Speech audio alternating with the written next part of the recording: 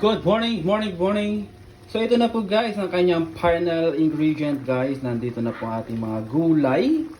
Bali, nailagay na po siya, pati po yung unang gata. Guys, nailagay na.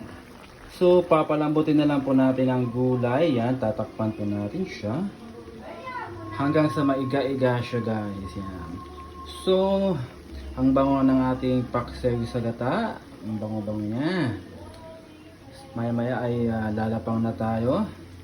So, ready na po ang aming rice. Actually, nag-almusal na po yung si mami, mga anak ko po kanina. May tirang itlog dyan, saka ang aming rice ay unlimited rice. Kaso natakpan ko siya ng plato.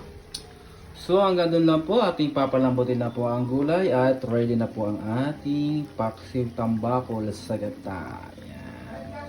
So, thank you for watching and mabuhay po kayong lahat. And thank you for watching. Thank you for watching guys. Yan. So hanggang doon na lang po. And good day.